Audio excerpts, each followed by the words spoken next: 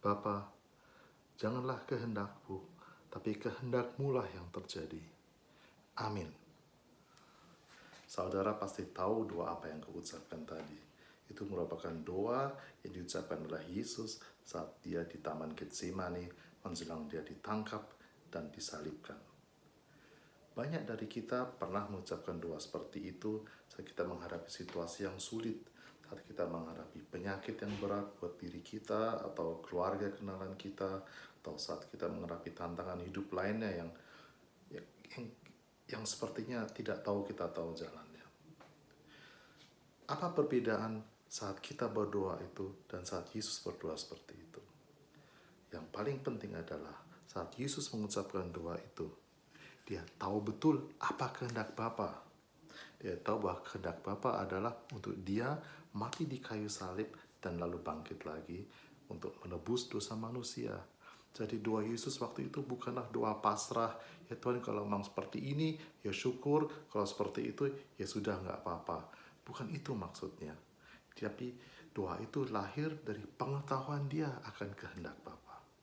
Jadi saat kita berdoa, saat kita meminta sesuatu pada Tuhan, yang paling penting adalah kita harus tahu kehendak Tuhan. Kalau kita sakit dan kita berdoa, Tuhan kehendak-Mu lah yang terjadi. Kita harus tahu apa kehendak Tuhan.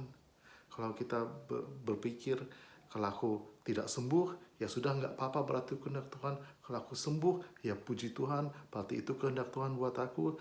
Maka doa kita adalah salah dan tidak akan bisa dijawab oleh Tuhan.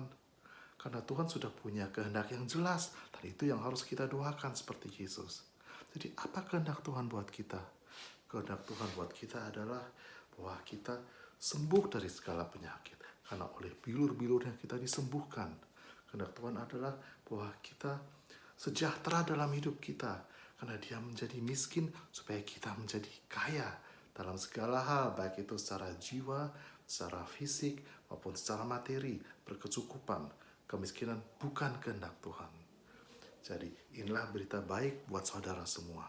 Tuhan menginginkan hal yang baik buatmu, buat kesehatanmu, buat keluargamu, buat pekerjaanmu, buat finansialmu, buat keuanganmu, buat bisnismu.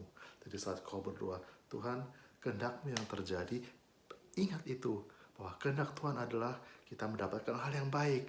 Jadi kehendak Tuhan, aku berdoalah, kehendak Tuhan yang baik buatku, aku berdoa supaya itu terjadi dalam hidupku. Aku pegang dengan iman dan aku akan menerimanya. Haleluya.